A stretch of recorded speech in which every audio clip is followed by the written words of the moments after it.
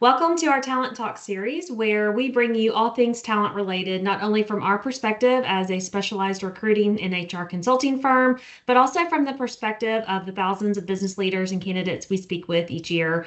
We all have talent challenges, whether you're a startup or a Fortune 500. I'm Mandy Resmondo, the Corporate Vice President with Landrum Talent Solutions, and joining me today is Melissa Haid, our Vice President of Delivery, and also Carolyn Moore. Carolyn is the founder of Culture Fluence Consulting and former Chief People Officer in the technology space. She currently provides fractional CPO and consulting services in addition to coaching HR leaders. Today's conversation is all about the skills a CHRO needs today in order to succeed and to meet the CEO's expectations. So thank you both, Melissa and Carolyn, for joining us today. Yeah, glad to be here. Let's get started. So Carolyn, how has the role of the CHRO evolved in the past 3 to 5 years, and what new skills are now essential for success? Yeah, I think it's really rapidly evolving and has been for some time into providing very strategic leadership at the C-suite. So not just being strategic within the HR space, but certainly across the enterprise. Mostly because the CHRO, I think, is really the only position that truly sees all the functions and their interactions within the organization. So, that gives the CPO or the CHRO the ability to understand where the pain points are and how to leverage those for the business. And I think finally, the rest of the C-suite, CEO boards are beginning to recognize that value. So I think just now more than ever, understanding every element of the business that you're in is really critical. And that also, extends to being able to build relationships better, and influencing skills are really important at all levels of that organization. They're not necessarily new skills, but people really need to go perhaps even more deep and be able to master those in a way that we haven't seen before. Mm-hmm. And then, of course, there's AI integration, and changing things like so critically in the role and in the organization, because you have to rethink how work gets done and how roles shift in order to drive productivity, efficiency, and profitability, in fact. Yeah, and from you brought up AI, right? That's the hot topic everyone's talking about. What have you seen recently in that HR leaders are kind of thinking about, or their executive team or CEO is asking them or tasking them with doing within the organization? Just maybe high level from your perspective. Yeah, I mean, I think really what it comes down to is understanding where AI can be leveraged. It's still, such a kind of a nascent thing going into organizations, but frankly, I think what it does is it challenges you as the CHRO, as well as the other executives, to really understand, how does this change jobs? Do we need to look at the organization differently? Do we need to have, new discussions about, does this job still exist, or does it evolve into this? And then how does that change kind of the whole landscape of, what you're hiring for and the types of roles you're positioning within the organization? Mm-hmm. Definitely. Felt across the organization, most definitely AI, the hot topic. And from your perspective, working with CEOs, what do you think it is that they value most in their CHRO today? So what separates, a good CHRO from a great one when we're thinking good to great? Yeah.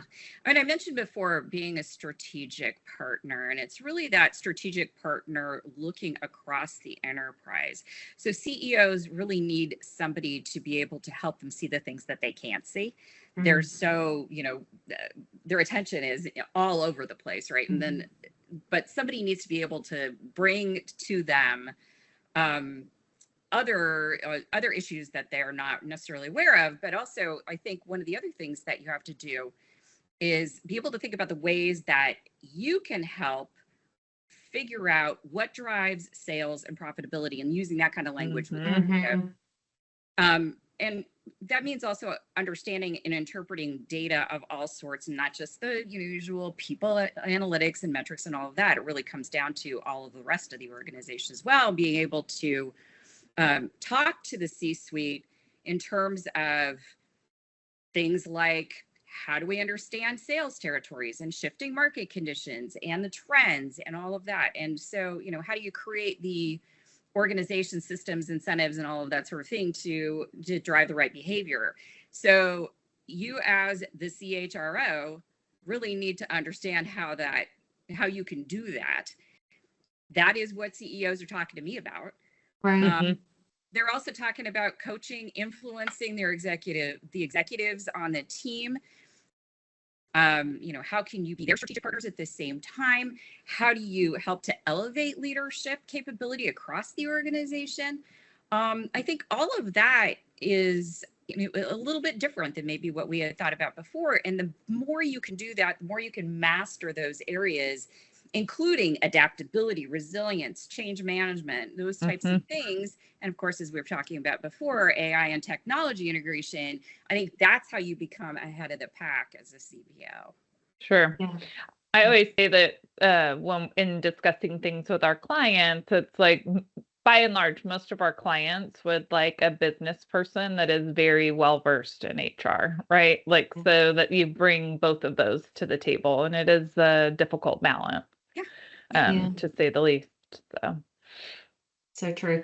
And Carolyn, just when you're talking with HR leaders, maybe you're doing some coaching too, how do you help them position themselves so they're seen as a business driver and not just a support function?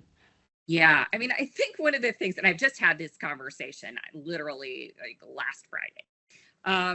I tell CPOs I coach to lose the HR speak. Yeah. And I call that sort of twin language. You know how twins have their own language, right? And they can all understand each other. That's great. That's how we operate in HR sometimes. We all understand it in HR, but nobody else understands it outside the function. So when we're talking about things that we feel are important and things that we have seen, we need to talk about it in terms of what the business understands and what the business outcomes are. So, I'll give you an example. The person I was talking to was saying, I'm having trouble because I want to put in salary bands and I'm trying to get support for doing this. And essentially what we ended up discussing was that you need to tell them why this is a good business decision. Like, what is the problem you're trying to solve here? Otherwise, it just sounds like it's yet another HR project that, okay, great, but it's not of any value. If you talked about, say, the putting in the new bands, if you're talking about it in the terms of, we're having trouble getting the product out the door. We're having trouble getting the product out the door because we can't hire enough people in this area or, with these skills. And we've determined that other companies are paying far greater than us. Therefore, I need to do that. That's a different discussion than coming in and saying, I got to redo all of the compensation. That doesn't help. Right. So, it's oftentimes it is that language that we're using that makes us sound more like a support function than a strategic function. Yeah. Yep. Yeah. Putting the impact to it, right? Showing the true impact that having something or not having something is going to have on the business. Yeah, absolutely. Yeah, sure. And if you can't demonstrate the value, then you will be continuing to be seen as that support function. Yeah. Certainly. Yeah. And if you were just getting into the field or aspiring to be a CHRO, you need to be in the field for a while to actually be a CHRO. But what would you say, what advice would you give that person? And maybe what are the experiences you would say are non-negotiable to be able to be a CHRO today? Yeah. I mean, I have these conversations with people leaders a lot right now because I'm coaching so many of them. But I think what you have to be able to do is to demonstrate that you can see the business levers and challenges from the viewpoint of the CEO and the board. So not just you as the CHRO, but let's just assume that you perhaps have invested so much time and the millions of dollars in the success of the company. So how would you want things to go? What are the things that you are going to do in order to make sure that you get an ROI on all of that? And, that really changes the way that you make decisions for the greater organization. So you really have to be not just that person, but you also have to care about the culture and the employees at the same time. Yeah. So you have to find the right mix, and it's not an easy task, but it takes a lot of, I think it just takes a lot of different experiences to be able to get there. One of the things that I ask the people that I coach to do is to start with the goals of the company overall, both now and perhaps over the next several years. What do those look like? And what, as a leader of your function and an executive team member, can you affect? So where are the levers that you can use to optimize the fulfillment of those goals? And that's how you start to prioritize things. So that's the difference of thinking about your role as an executive, as a CHRO versus, say, like a VP of HR who's worried about what's going on in their organization. So, what can you do to accelerate the change? And I think that, that's the non-negotiable right there. That's what you have to be able to do. Obviously, there are other skill sets that you really have to be able to hone, like change management and data and AI integration and strategic workforce planning. All of that stuff's important. But thinking and acting like an executive, that has a major stake in the success of this organization, whether you do or not. Maybe you've got a lot of stocks laying out there, but probably not as much as the folks on the board do. So you want to be able to think just like that. And I think the more you can express that, I think that really positions you better for being a CHRO. Yeah, that's great. Thank you, Carolyn. And we're wrapping up here, but one last question for you. What's the most challenging decision you've had to make as a people leader, and what did you learn from it? Yeah, well, so many things. Which ones can you tell us about? Yeah. Well, so one that I was thinking about was, I had a situation where we had to discipline and eventually terminate a very toxic executive. And I think what was so challenging about this one is this person had all of the knowledge and the strategic understanding of the product and where we're going. But at the same time, he created an environment of fear and misogyny in the organization. And what was difficult about this whole thing is that it wasn't well known to the executives that this was what was going on. All they could see was this guy was he was the key to us being successful from a product perspective. So what was hard is I had to take a very hard stand with the CEO. It took months to convince him to hold this person accountable, and he decided to discipline rather than let him go, which I did not agree with, but of course, had to comply with at the time.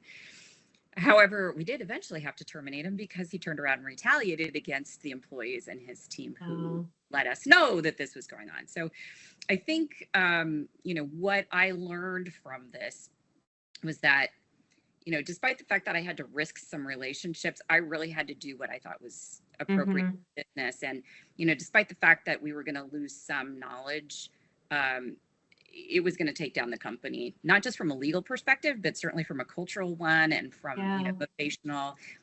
We were due to lose a lot of the folks that were in his organization, or even just interacting with his organization, which have just been really terrible. So I guess kind of at the end of the day here, it's really about pushing uncomfortably to do the right thing and clear, have the right information, be earnest. Don't just lead the argument with legal compliance, which they all think that HR folks just do.